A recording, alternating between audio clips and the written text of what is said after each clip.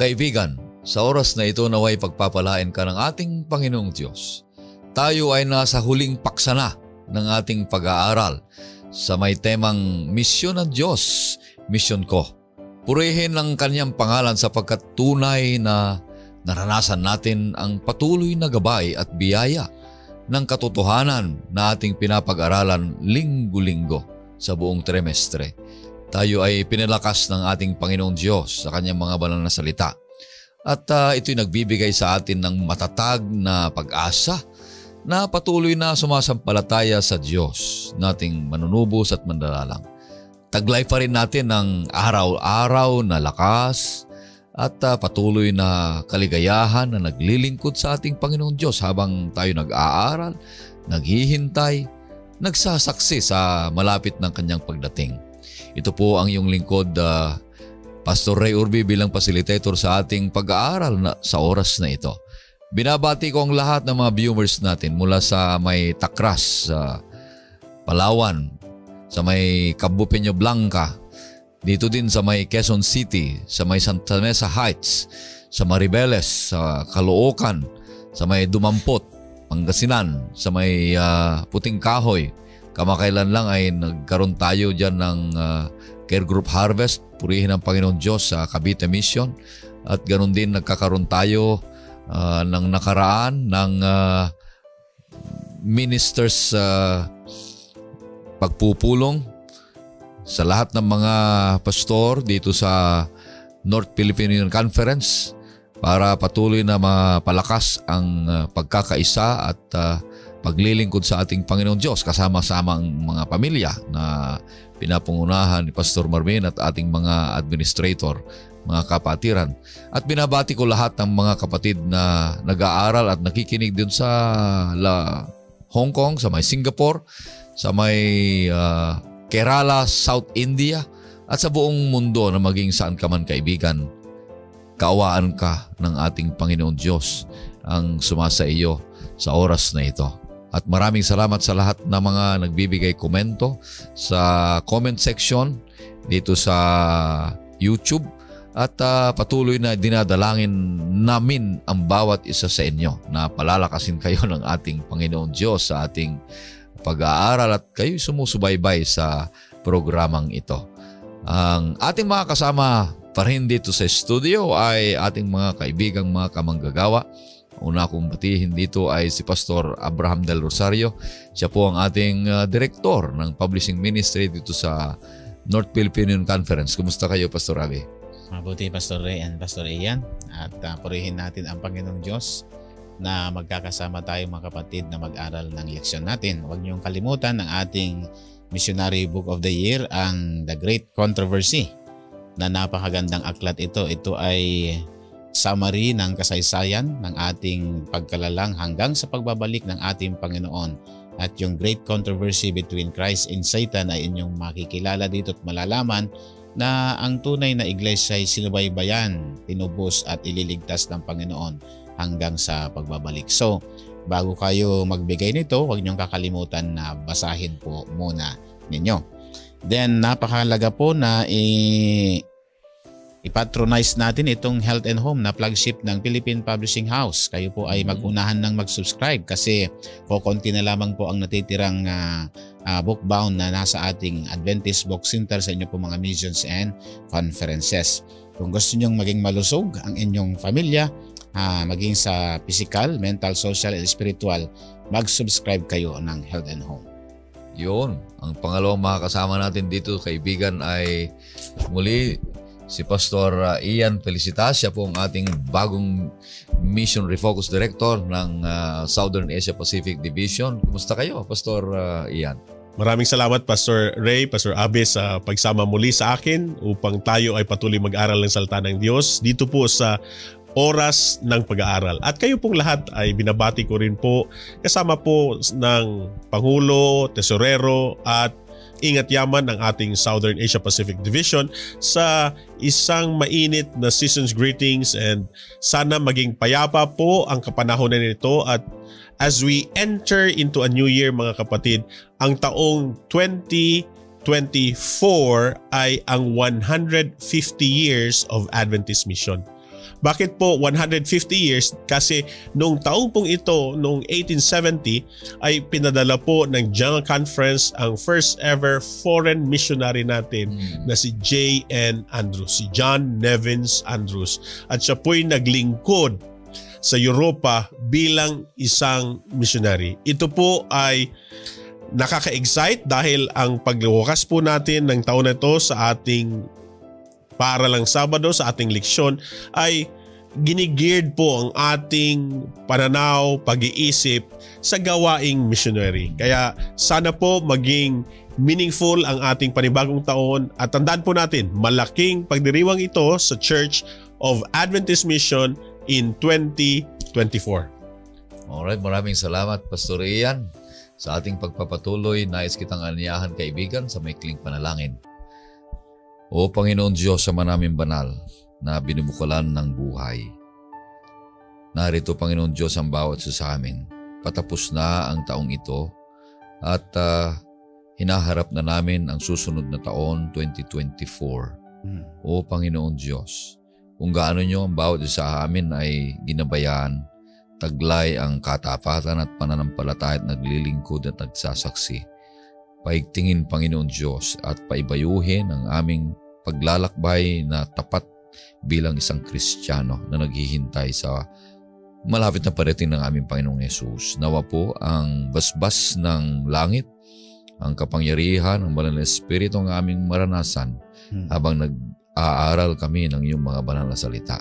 Patawarin kami, Panginoon Diyos, sa aming mga kasalanan. Ganon din po ang pagpapatawad namin sa mga nagkasala sa amin upang ang aming pag-aaral ay magkaroon ng puwang at karanasan na mapaibayo ang aming katapatan sa inyo sa susunod na taon at sa mga darating na taon hanggang sa pagdating ng aming Panginoong Yesus. Ito po ang aming hiling sa kanyang pangalan. Amen.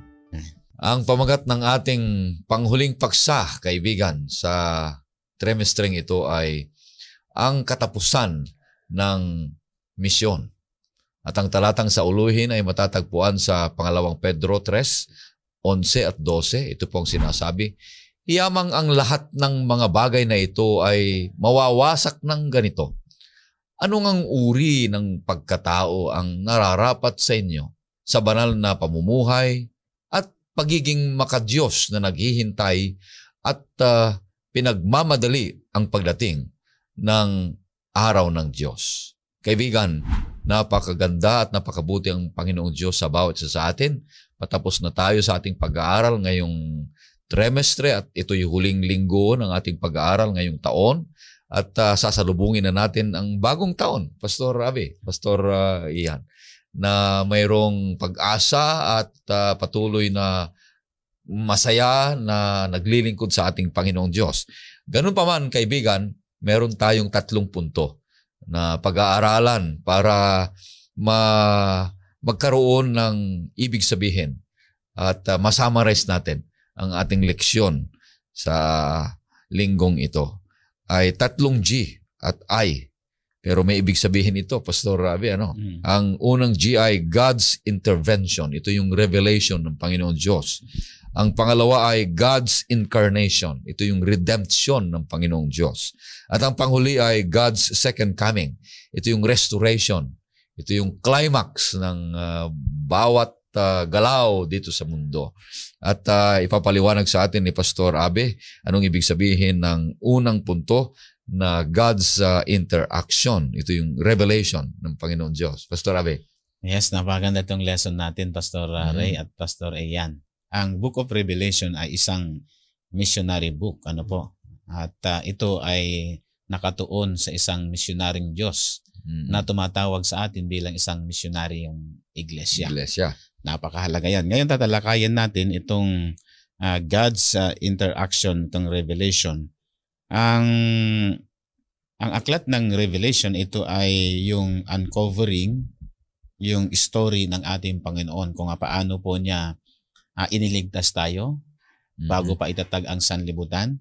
Paano niya tayo in-involve sa kasaysayan bilang isang iglesia at kung paano niya dadalhin ang kanyang iglesia at ang mga bunga nito sa pagbabalik ng ating Panginoon. Sapagkat si Jesus, siya yung source ng kapahayagan ng lahat ng nilalaman ng banal na kasulatan. Siya yung great Messiah doon sa New Testament, doon sa Old Testament, at siya yung great Jesus Christ na siyang tumubos sa atin mula doon sa cross ng Kalbaryo. At gusto kong basahin mo ito, Pastor Ray, na si Jesus ang siyang pinagmumulan ng kapahayagan doon sa aklat ng Apokalipsis Kabanata 1, setas na 5. At mula kay Kristo Jesus na siyang saksing tapat, ang panganay mula sa mga patay, at ang pinuno ng mga hari sa lupa, doon sa umiibig sa atin at sa nagpalaya sa atin mula sa ating mga kasalanan sa pamamagitan ng kanyang dugo. Napakahalaga ito, ano? Itong nilalaman ng salitang ito na si Jesus ay King of Kings, Lord of Lords. At dahil sa lubos na pagmamahal ng Ama ay ibinigay niya ang kanyang anak. Ito yung pinaka-content ng talata. Then, at sa magitan ng kanyang dugo, napalaya tayo sa mga kasalanang ating nagawa. Napakahalaga ito, Pastor. Sapagkat kung wala ito, ay hindi natin maalaman na tayo pala na tinubos ng Panginoon, na nakaranas ng kanyang pagpapatawad, ay meron din tayong misyon sa mga taong kagaya din natin noon. Kasi alam natin paano magkasala, alam din natin paano tayo binago ng Panginoon, paano tayo nakadama ng pagmamahal ng Diyos. Ngayon ay gusto ng Diyos na magkaroon tayo ng misyon. So ang God's mission, ito yung message. At ang message ay walang iba kundi ang Ebanghelyo. Alam naman natin mga kapatid na ang pinapangaral nating Ebanghelyo ay walang iba kundi ang ating Panginoon. Siya yung living logos. The word that we preach is Christ Himself. He is the gospel that we preach. So kung siya yung gospel, so ang content ng ating pangangaral ay ang kabutihan na ginawa ng Diyos, ano? Yung kanyang pagpapakumbaba, yung kanyang pagkapako, pagkamatay at pagkabuhay. Yun ang sentro ng ating pangangaral sa ikaliligtas ng buong sanlibutan. At ang nilalaman nito, Pastor, ay yung tatlong mensahe ng sinugong anghel. Napapansin ko, Pastor Ray at Pastor Ian, na maging sa Spirit of Prophecy, ang gusto niyang pag-aralan natin at ibahagi ng pinakamatindi ay yung third angel's message. Oo. Pag sinabing third, hindi na sinaklaw yung una, pangalawa. Yun ang dapat ma-re-strengthen, yung third angel's message. Yung worship not the beast in his image. Why? Kasi maraming Protestant followers ngayon na hindi na nasusunod yung tamang pagsamba sa ating Panginoon. Pakibasa mo para mabigyan sila ng background, Pastor. Sa Revelation 14 verse 6 to 9 lang.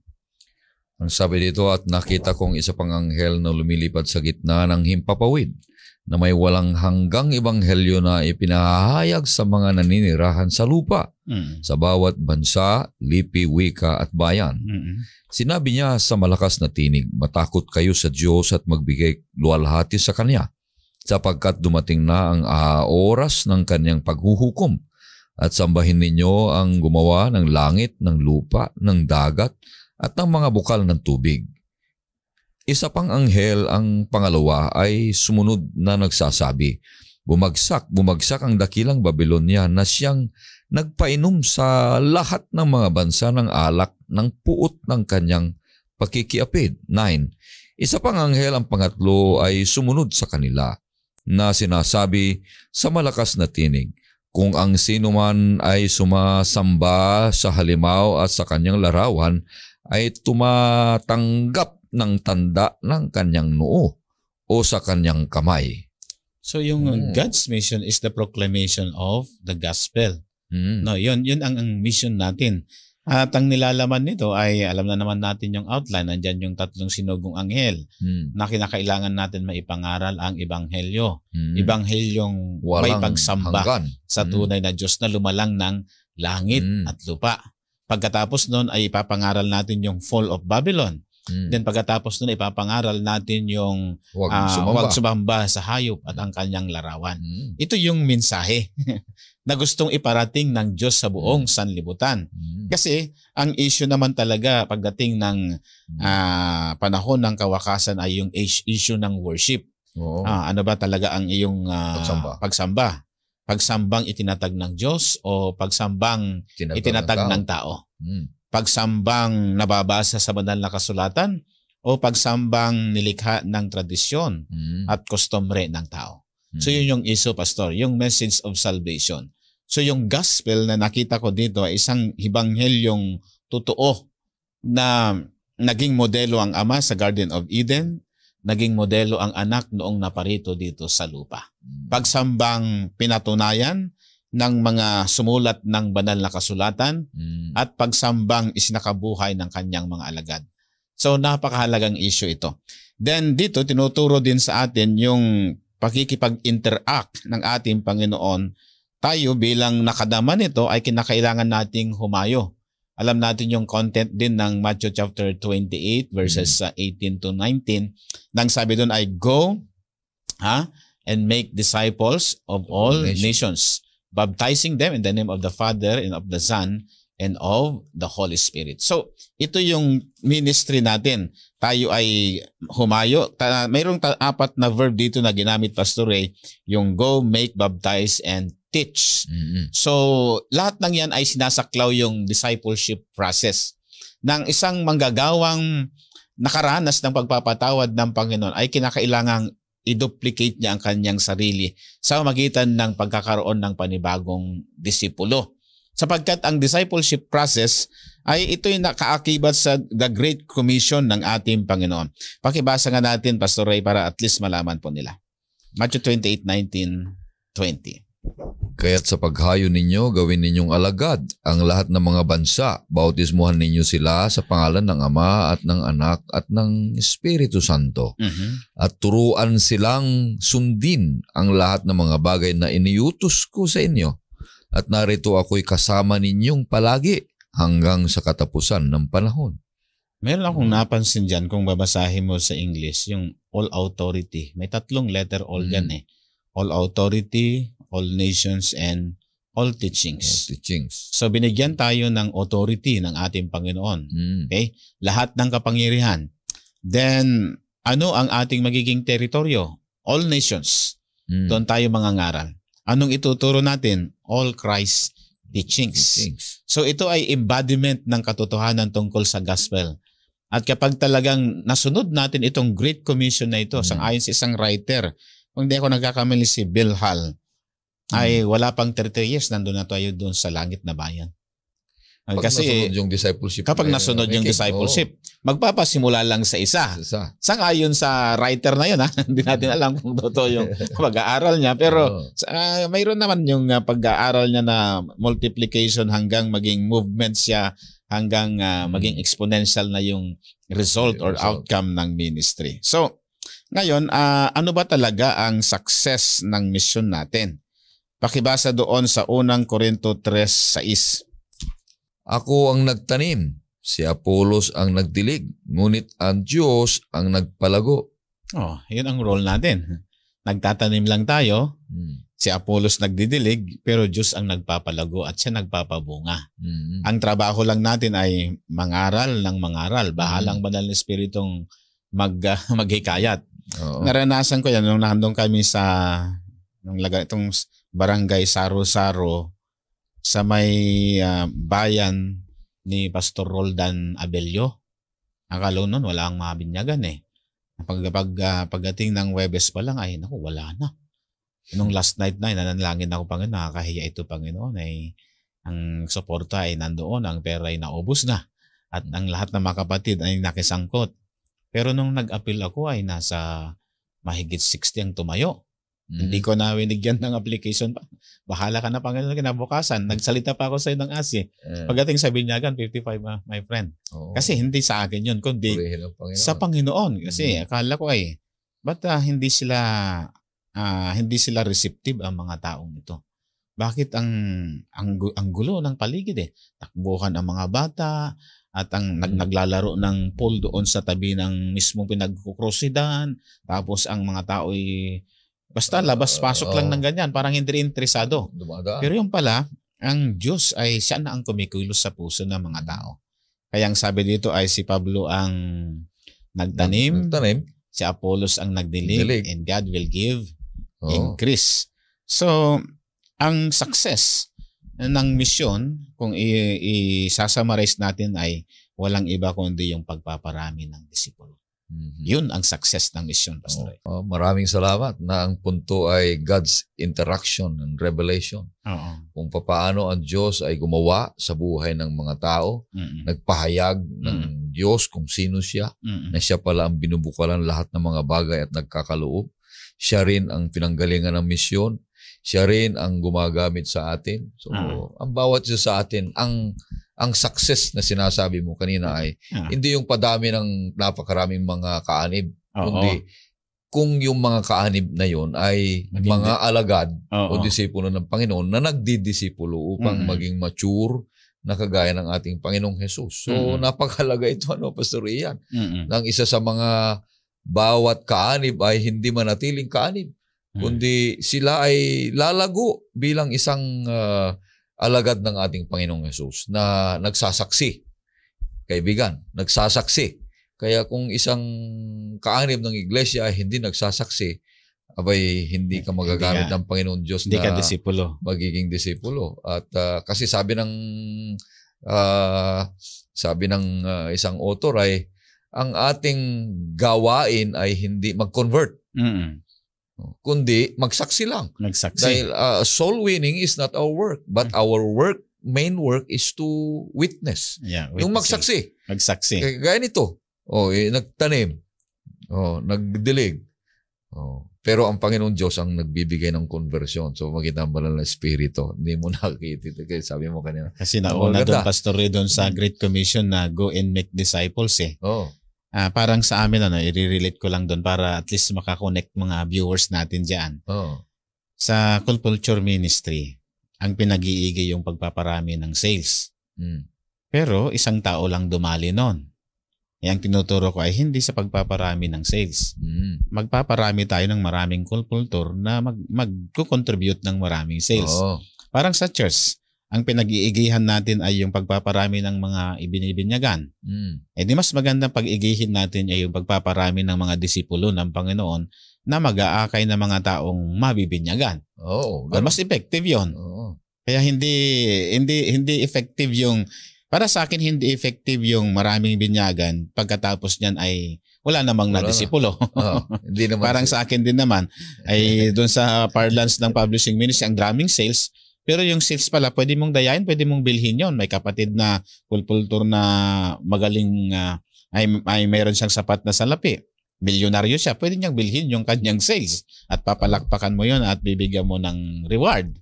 Parang kagaya din sa pagpangangaral, Ang ganda yung involvement. Sabi ko, ang sarap palang mangaral na maraming kumikilos sa baba. Kasi wala kang pangamba. Alam mo na maraming involved na kumikilos sa baba. Tayo naman, tatayo lang tayo doon, mangangaral.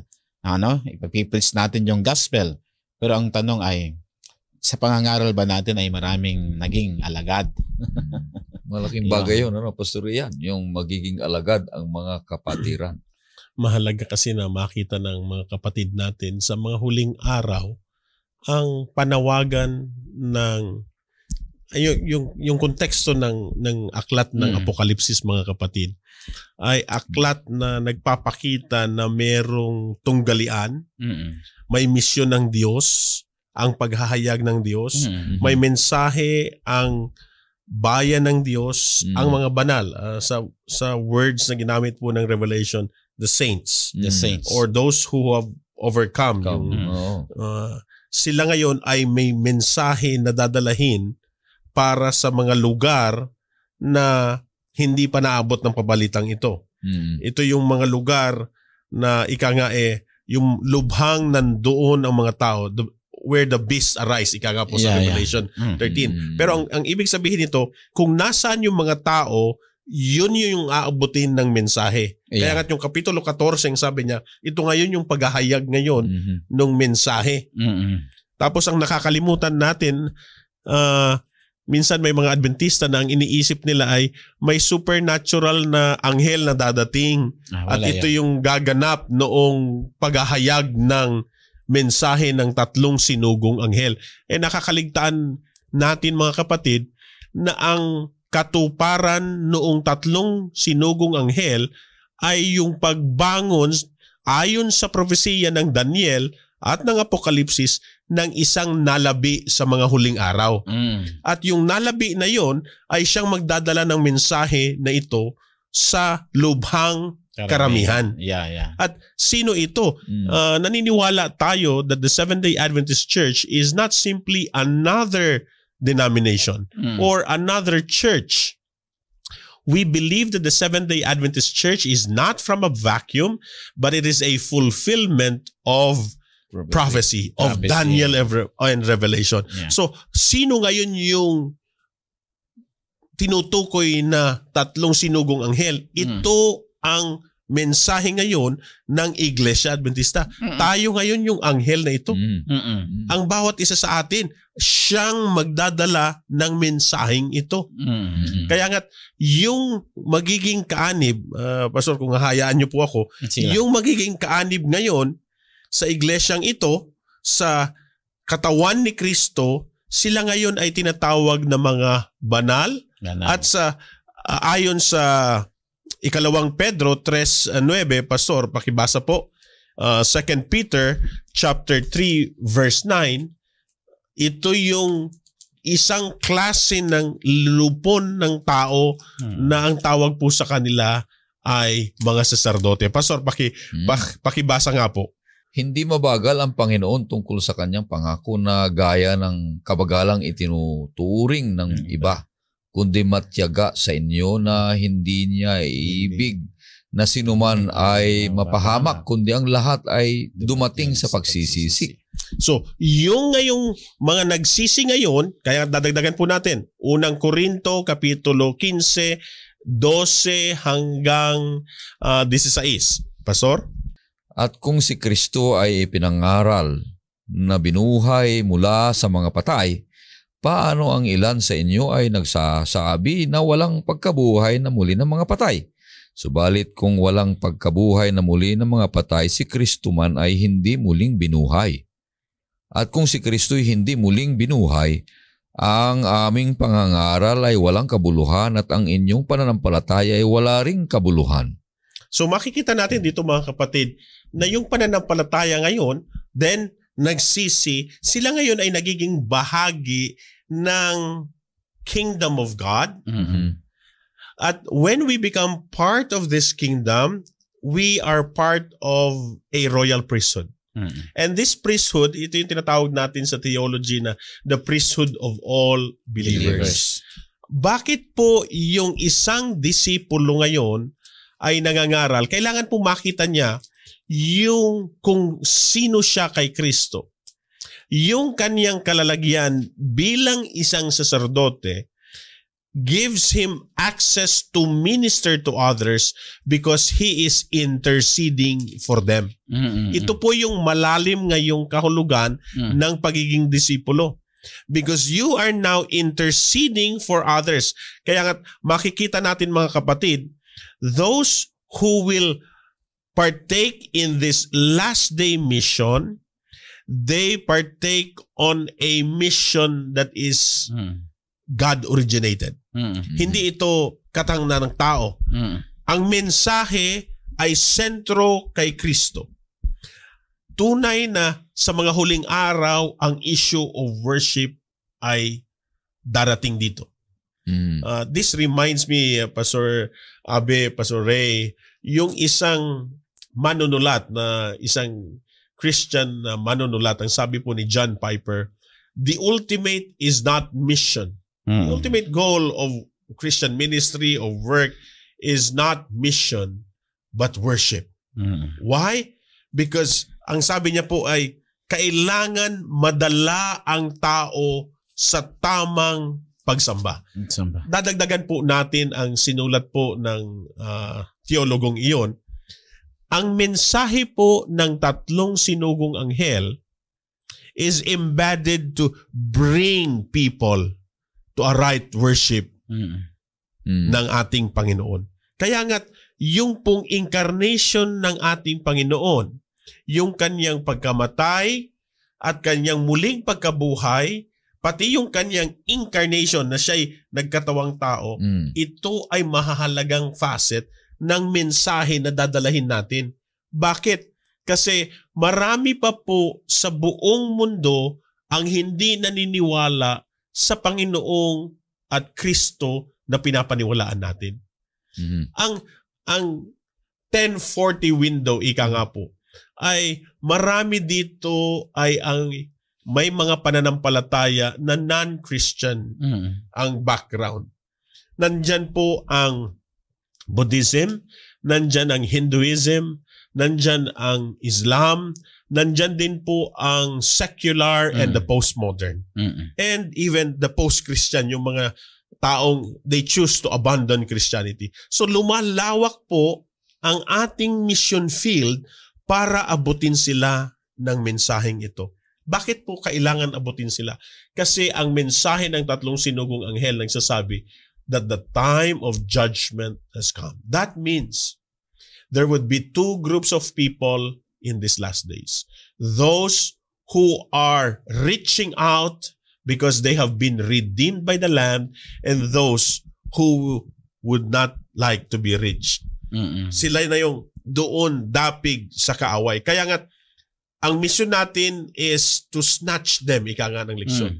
To reach out with them. Alam niyo mga kaibigan, kung meron po kayong Sabbath School Quarterly, puntahan po natin ito. At maganda po ang pagkasabi dito sa Monday, December 25, yung pong bandang gitna ng leksyon natin. Babasahin ko po sa wikang Banyaga. Ang sabi po dito ay, central to mission, God's mission. Is the message. God's message, the gospel.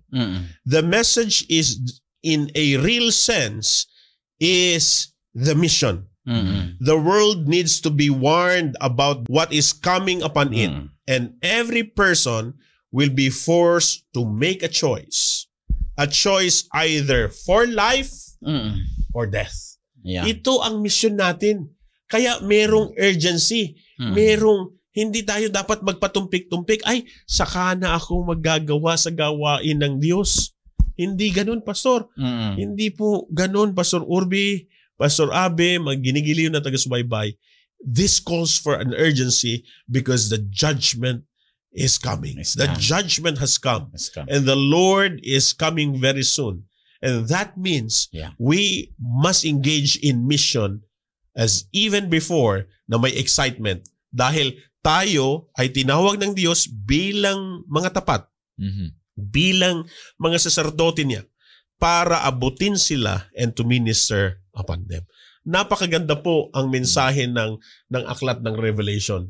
Kailangan po natin makita ang aklat ng Revelation din, sama po yung pagkasabi ni Pastor Abi kanina, is also a missional or a book of missions.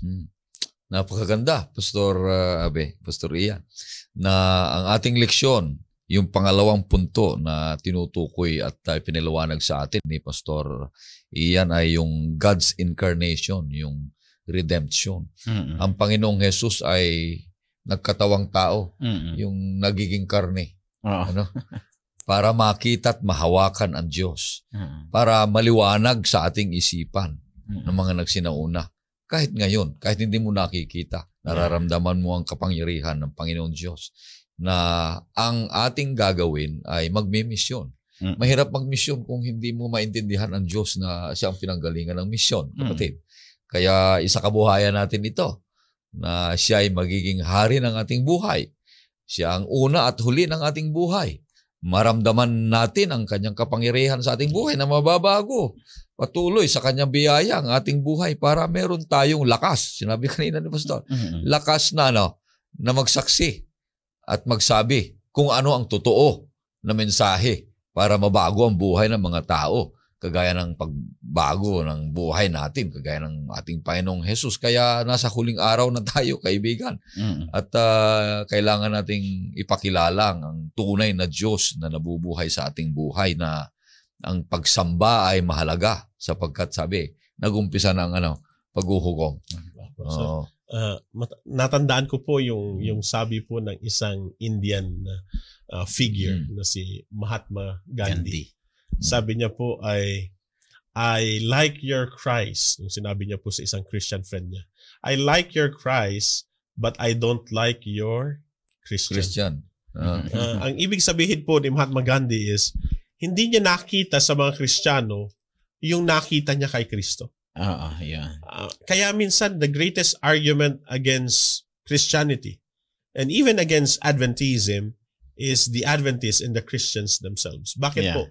Kasi ang nakikita sa atin ay taliwas sa ipinapangaral natin na Kristo.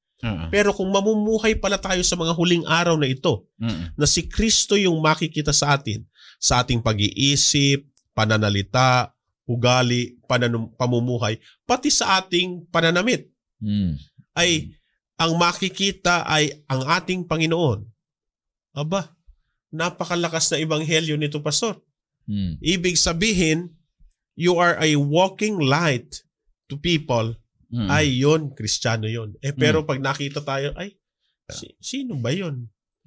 Wala naman pala yung Kristo sa kanya. Ay, yun ang masama, Pastor. Nasa pangalan lang pero wala sa buhay. Kaya napakagandang ating leksyon, kaibigan, na ang katapusan ng pagmimisyon ay, oo, ang Panginoong Yesus. Pero siya pa rin ang una.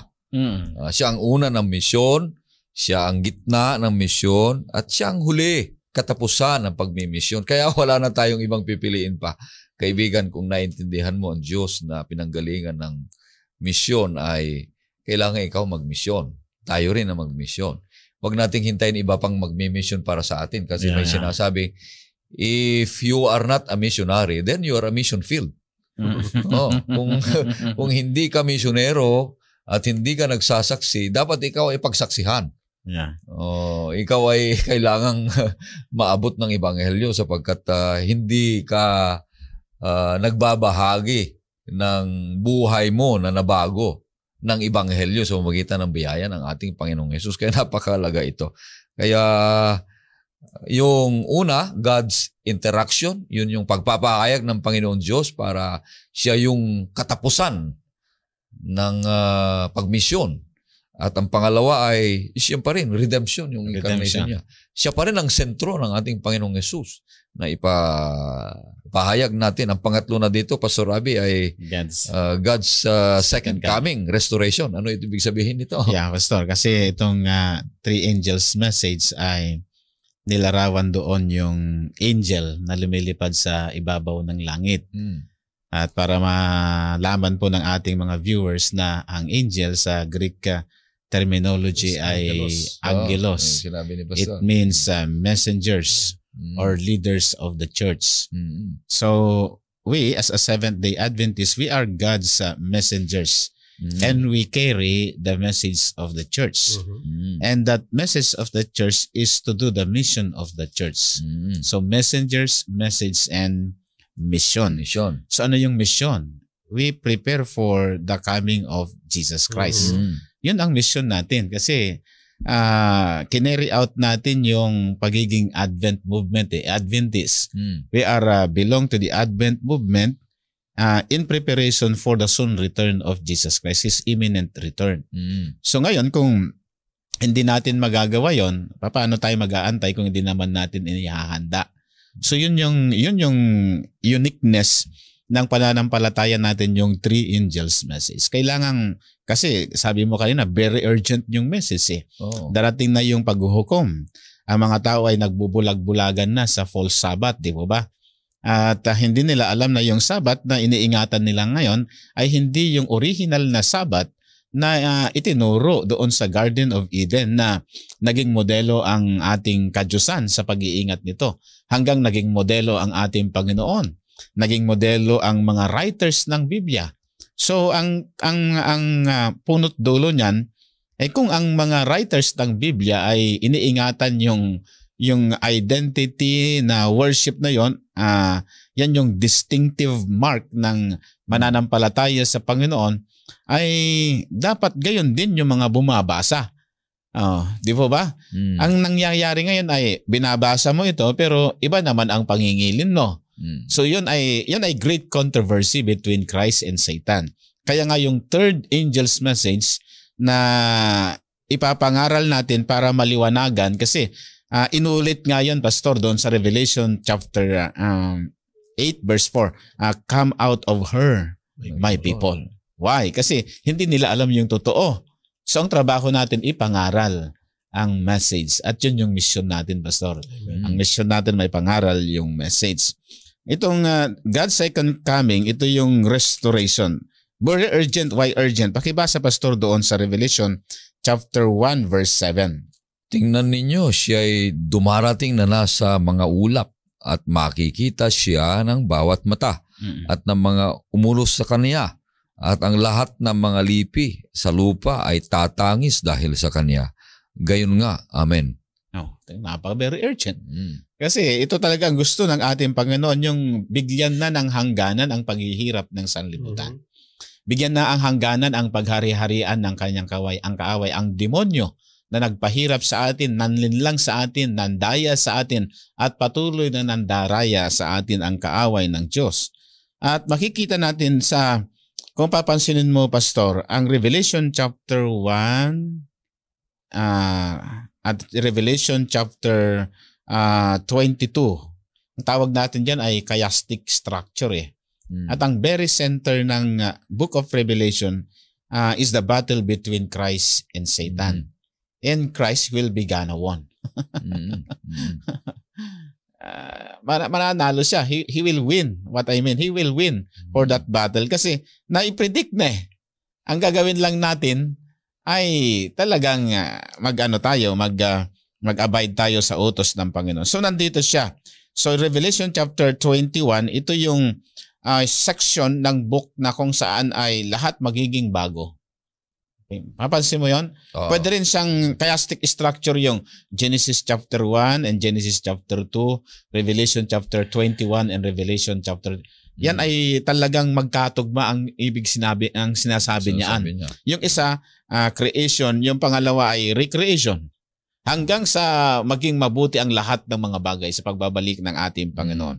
So dito ipinapakilala si Jesus bilang isang Panginoon ng lahat ng mga iglesia.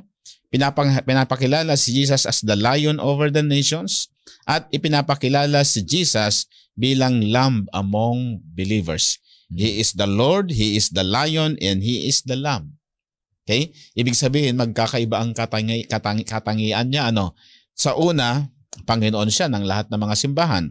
Pangalawa, siya yung Lion over the nations. Why Lion? Kasi nagbibigay ng authority, ng kapangyarihan, ng kakayanan. Alam mo yung lion ay yung lion siya yung King of the beast. King of all the beasts. Okay? At ang lamb, ito naman yung pinakamaamong hayop. Ibig sabihin, ang isang lingkod ng Diyos ay dapat maging maamong tupa. Yan ang description tungkol sa ating Panginoon.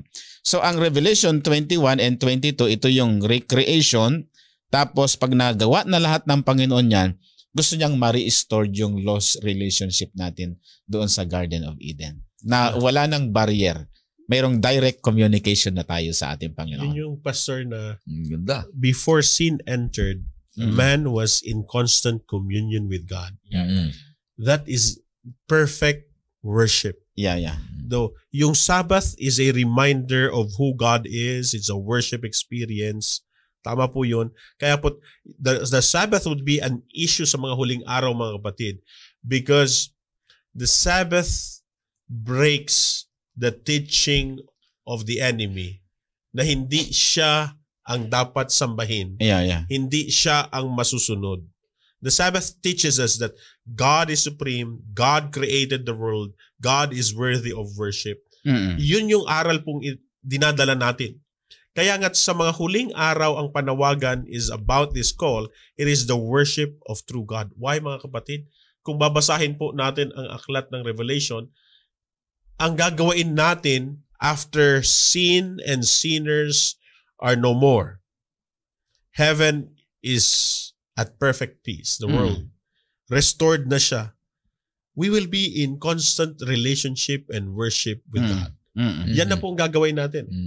So, itong panawagan na ito ay napakahalaga. Napakahalaga siya. That's why, mga kapatid, when to complete this mission, mga kapatid, the General Conference Mission Board has reassessed on paano ba natin ginagamit bilang iglesia ang ating mga resources, pananalapi man siya sa ating human resources man siya, mga manggagawa. Kaya nga, kailangan siyang i-refocus ngayon for mission and to reach the unreached people group. Kaya nga po, ang mandato ng ating iglesia ngayon ay mas maging active pa po tayong abutin sila. Kasi ito ang ating misyon sa mga huling araw na ito, Pastor Ray, Pastor Abe. Amen. Napakaganda, kaibigan, mga kapatid, Pastor Abe, Pastor Ian, na ang pagmimisyon ay isang paraan ng Panginoon Diyos para matapos na ang gawain. Narito na, sinabi ninyo, na ang mensahe narito na. Nabago na tayo ng mensahe sa ating buhay. Nakita na natin kung paano tayo gumagawa ng mga kabanalan, katwiran, sapagkat sino mang taong tumanggap kay Kristo ay mayroong kapangyarihan ng kanyang salita sa pamamagitan ng Banal na Espiritu, mababago ang kanyang buhay at hindi na siya nakatuon doon sa mga tanikala ng kasalanan at kaaway, kundi nasa tanikala ka na ng Panginoon. Amen. Na sigurado na ang iyong pag-asa ng kaligtasan. At yun ay maipadama natin sa mga tao. Amen. Sa mga kapitbahay, sa mga katrabaho, kanino man tayo sa kapamilya, maranasan nila yung nararanasan natin sapagkat ang isa sa mga kapangyarihan kung bakit ninanais ng Panginoong Diyos, kaibigan, na kasama tayo sa gawain ng Panginoong Diyos, kasama tayo sa pagdidisipulo, kasama tayo sa pagbabahagi ng kanyang salita upang sabi ni Ellen White, in order for us to develop a character like Christ, we must share His work. Para mabuo sa atin yung pag-uugali ng Panginoon Diyos, ay kailangan sumama tayo sa pagsaksi.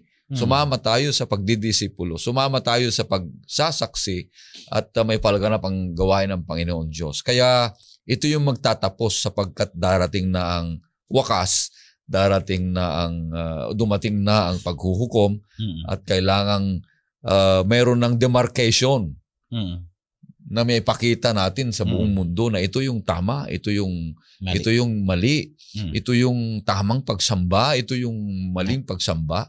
At wag na nating hintayin ang iba pang mga tao. Wag na nating hintayin ang Banal na Espiritu dahil ang Banal na Espiritu gumagawa sa iyo.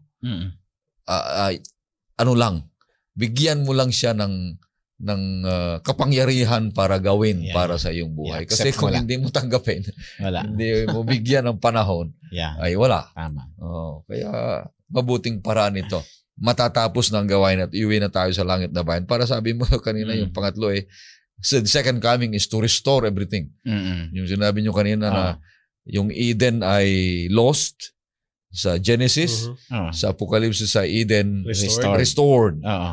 Yung Eden, kapatid ko, yung Eden na sinabi ni Pastor Ian na nandun ang tama, totoo, masayang pagsamba na kinakausap ng Panginoong Diyos. Sa kanyang pagdating, iuwi tayo, ganun din ang mangyari sa atin. Ang pinakagitna ng Biblia, ang kasaysayan ng Biblia, from creation to recreation, doon sa gitna ay great controversy between good and evil, between Christ and Satan. Pero doon sa gitnang yon ay pinapakita niya na ang Panginoon ay magtatagumpay. Christ is gonna win. Magtatagumpay ang Panginoong Diyos sa ating buhay kung hayaan nating siya ang magmaneho. Siya ang magdidesisyon sa atin. Oo, sundan natin ang kanyang desisyon. Kaya sabi ni San Pablo, hindi na ako nabubuhay, kundi si Kristo nabubuhay sa akin ko. So, kung hinahayaan mo pang mga tukso dyan ay kumakabit ka pa. Di ba? Talagang nag-yield pa tayo. Ay, wag na. Wag na. Mga kapatid, pumapasok pa tayo sa mundo ng kaaway o kaya yung kanyang mga panilo dyan, mga kapatid, wala na. Sabi kaya mag-decision tayo ng maigi. Mo lumalabag. Kaya daw ginagawa nila yon yung pag-inom ng alak sa langit. Wala ng beer. That's why I drink it here. Yung illustration ni Pastor Cabanyero sa atin. Pero maliwanag naman sa Biblia. Maliwanag sa Biblia na Huwag natin gagawin yun, lalo na pag nalaman mo na yung katotohanan. Oh. Ay tila bagang nakakahiya sa Panginoon na dati ka galing sa pusali, ay nilinis ka, ay babalik ka ulit doon, ay mas marumi na naman kaysa sa dati. Parang baboy na sinasabi. Hindi mabuti. Oo. Hindi mabuti. Diba? Kaya kaibigan, patapos na tayo sa ating pag-aaral ngayong taon at ngayong trimestre, ngayong linggong ito ay napakabuti ang Panginoon Diyos sa ating buhay. Sana naman ay may nangyari sa iyo. Amen. Ang pangyayaring iyan ay kapangyarihan ng Panginoon Diyos na may nagbabago sa ating buhay, na hindi na tayo kagaya ng dati na nakaraang araw, nakaraang linggo, nakaraang buwan, nakaraang taon. Na yun at yun pa rin ang ating takbo ng isip, kundi meron tayong mas mataas na pananaw na paglilingkod sa ating buhay sa Panginoon Diyos. Sapagkat kung noon ay banal ka, mas banal ka na ngayon sa dumarating na panahon sa kapangyarihan ng Panginoon sa kanyang salita. Papaano? Salubungin o kaya yakapin natin ang salita ng Panginoon Diyos, sapagkat hindi naghihiwalay ang salita ng Panginoon Diyos at saka si Kristo. Di ba? The spoken word. The written word. The written word. Yeah. Kaya nga, Pastor, mga ginigiliw na taga-subaybay, sa huling aklat ng Biblia sa Apokalipsis Kapitulo 20, 3 beses po sinabi ng ating Panginoong Jesus na siya'y muling babalik. I am coming quickly. Behold, I am coming quickly. Yes, I am coming quickly. Sana ang tugon natin tulad ni Juan, even so, Lord. Amen. Come. Kaya, napakaganda nito. Diba? Sana ganun. Kasi ito na yung mga huling araw. At ang tugon na yon ang siyang magdadrive sa atin sa paggawa sa bukiran upang mas marami pang mahikayat. Makita nila ang kabanalan ni Kristo, ang tamang relasyon, ang tamang pagsamba, at sila'y umakit pa ng iba sa ganung ding karanasan. Itong panawagan sa atin, Pastor. Ganda, Pastor. Kaibigan, mga kapatid. And my reward is with me. Amen. Sabi ng Panginoon. Oh, and my reward is. At yung reward na yun ay hindi yung literal na putong nilalagay sa iyo, kundi yung putong ng victory. The crown of victory, crown of righteousness, crown of holiness that comes from Jesus alone. Yeah. Mga kapatid. Kaya kahit wala akong corona, basta naroon ako sa langit. Yan anong sabi corona ni yung God na be faithful until death and I will give you the crown of life. Yes. Yan yung message niya sa Smyrna. Putong ng buhay. Yeah. Kaya maraming salamat sa Panginoon Diyos. Kaibigan, purihin natin ang kanyang pangalan sapagkat napakarami na tayong napakinggan, napag-aralan, at magkakaroon lang ito ng puwang kung tayo'y marunong. Magkaiba yung marunong eh. Kung marunong ay talagang ginagawa mo na. Yeah. Walang kwenta yung talino kung hindi magiging karunungan, mga kapatid. Kaya maging ganap nawa ang ating buhay sa ating Panginoon Diyos sapagkat tayo tapat na naglilingkod sa Kanya. At ako'y nagpapasalamat sa inyo, mga kaibigan, mga kapatid, lalong-lalo na aking mga kaibigan dito sa studio, Pastor Abe. Yeah. Pastor Ian, maraming salamat at dadako tayo sa ibang trimestre na naman at baka mayroon pa kayong sasabihin. Sana magkita-kita po tayo muli sa mga ibang pagkakataon, kung hindi man dito sa oras ng pag-aaral, ay sa ating mga paglilingkod at paggawa sa ating mga union, misyon at sa iba pang gawain ng iglesia. Pastor Abe. Napakasarap magbahagi ng salita ng Diyos at ang kanyang karunungan. At alam natin na maraming paraan kung paano manurture ang mga kapatid ng kanyang banal na salita. Amen. At ipagpatuloy natin ipangaral ang oras ng pag-aaral pa natin. Kaya kaibigan, patuloy kayong susubaybay sa ating programang Oras sa Pag-aaral sapagkat napakaraming mga darating na mga hindi pa natin nakikita at naunawaan. Dating ng panahon, makikita natin at mapapaligaya tayo. Kaya patuloy kang susubaybay sa programang ito, Oras ng Pag-aaral sapagkat ang Diyos ay nagmamahal sa iyo, kagaya ng pagmamahal namin sa iyo, kaibigan. Maraming salamat din sa Hope Channel sa kanilang kabaitan at patuloy na gumagawa ng paraan para magkaroon ng puwang at mapaibayo ang paglilingkod sa bulwagang ito at sa programang ito sa magitan ng Hope Channel Philippines. At purihin ang ating Panginoong Diyos. Mabuhay ang bawat isa sa inyo at masayang bagong taon ang bawat isa. Sa ating pagtatapos, makakarinig tayo ng isang awitin at mapapakinggan natin si Pastor Ian sa kanyang huling panalangin.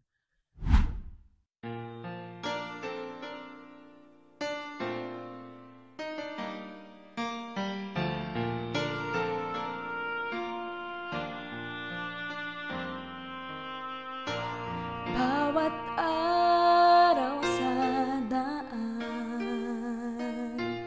tao'y nakikita ko. Buhay ay walang saysay, san patutungo? Pagdurusa at ako ay tinatago sa ngiti na kukubli, daing ng puso. Kailangan nila ang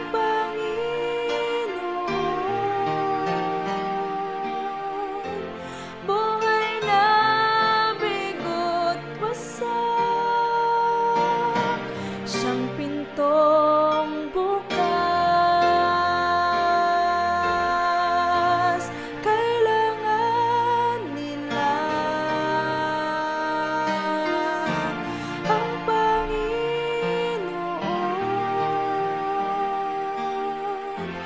Kailan natin sila dadalhin sa Diyos?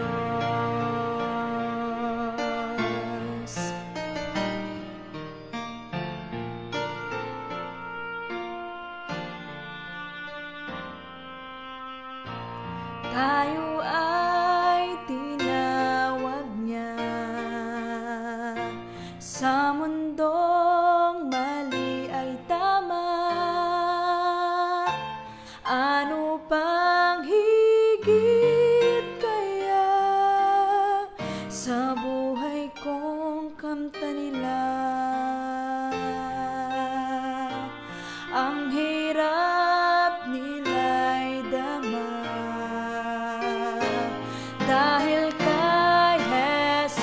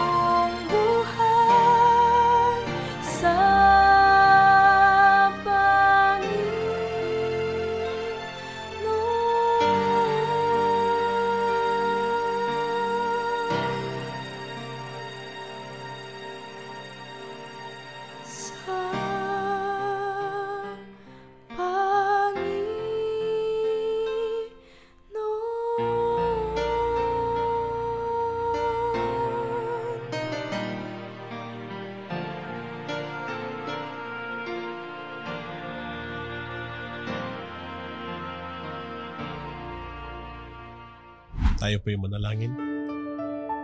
Amang banal, Diyos na makapangyarihan sa lahat. Salamat, Panginoon, na binigyan niyo po kami ng pagkakataon na pag-aralan ng inyong salita. Pinukaw po ang aming kaisipan, ang aming damdamin sa gawain ng pagiging isang disipulo. Ang gawain po ng misyon. Ang paghihikayat hindi lamang sa aming nasasakupan, kundi sa mas malalayo pa pong dako. Tulungan po kami na patuloy po naming gampanan ang gawain ng pagmimisyon. Yes. Gawain na iyong gawain at binigyan nyo kami ng puwang upang maging bahagi sa gawaing ito. Banal at tunay, nakakataba ng pananampalataya, lumalagong espiritual ang kalalagyan. Kaya nga't Panginoon, tangi po naming hiling kung paano po kami pinagpala bilang siyang nangunguna sa pag-aaral ng inyong salita. Nawa ang aming mga kapatiran na patuloy pong nanonood, mga kaibigan na patuloy na nag-aaral, nawa kami po ay bigkisin ng bigkis ng pag-ibig. Tanggapin ang biyaya at paanyaya ninyo na maging bahagi ng banal na gawain of missions. May the love and mercy of God be upon us.